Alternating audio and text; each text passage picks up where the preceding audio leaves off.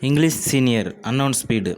Mr. Chairman, sir, I am very sorry. I could not speak to you last Sunday. Many things were on my mind which I had thought of discussing with you.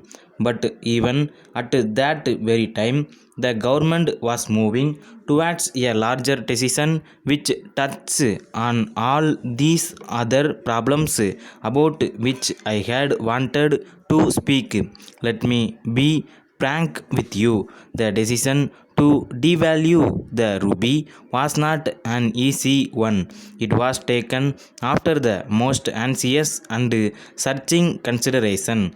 How much easier it would have been to have evaded a decision. There are times in the history of every nation when its will is tested and its future depends on its capacity for resolute action and bold decision. This is such a time in India. We are probably passing through the most difficult and crucial period since the very first year of independence.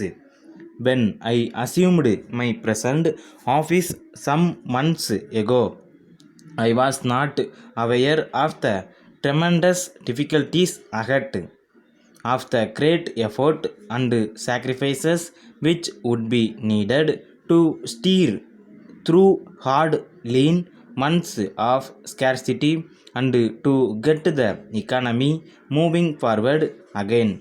Let this be understood. We have not failed, and only the timid will say that we cannot succeed. We have carried the process of development to a stage where we are in a position to register substantially larger gains.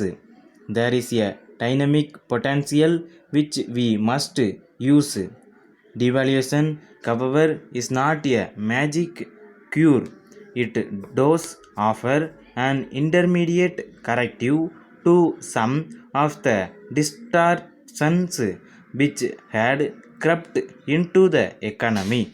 The increasing disparity between Indian and international prices was one such element. The price line must, of course, be held if the gains of devaluation are not to be naturalized. There must also be a whole series of other supporting action along a front front. Immediately, however, I am deeply conscious of the fact that prices have been rising and have risen still further in the past few days. There is little justification for any price increase in respect of items in which there is no import content. Antisocial practices will be dealt with family under the Essential Commodities Act. Government will not hesitate to take additional legislative powers if necessary. I do appeal to all citizens as consumers and as producers to resist any unwarranted price increases. I have already received assurances from a number of responsible manufacturers that they will maintain the prices of their products. We are taking steps to ensure that everyone is able to procure essential supplies such as food, vegetable oils, and kerosene at reasonable rates. The opening of consumer stores and fair price shops is being accelerated. A control room is being organized to get reports on prices and availability of essential articles all over the country. This will facilitate, promote remedial action to deal with profiteering and local shortages. We are once again examining economy in expenditure. We cannot afford deficit financing. Agriculture constitutes the very foundation of the economy. We cannot falter or fail here. I shall shortly address the Chief Ministers and the economic and financial discipline which the states must observe. I propose to consult with labor and management on how we can jointly increase productivity and cut costs. Discussions are in progress with the chairman of various export promotion councils to formulate a plan of action on the export front. Tonight I make no promises. Letter from Bhima and Company, Ahmedabad to Messrs. Suguna and Company, Mumbai. Dear Sirs, we have received your letter of the first instant.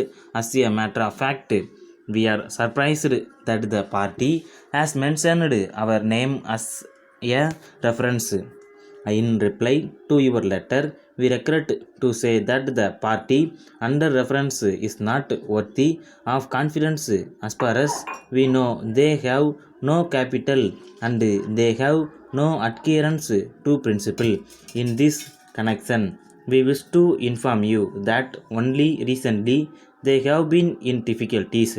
As far as we can assess, it is certain that sooner or later they will collapse.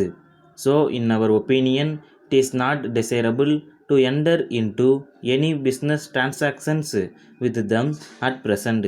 It is unpleasant for us to give such an information. We are sorry that we have to give this information about the party, but as you have asked for it, we are compelled to tell the truth in order to give the correct information. In this connection, we wish to point out that we are giving this information on this occasion only in strict confidence and without any responsibility on our part. Yours faithfully.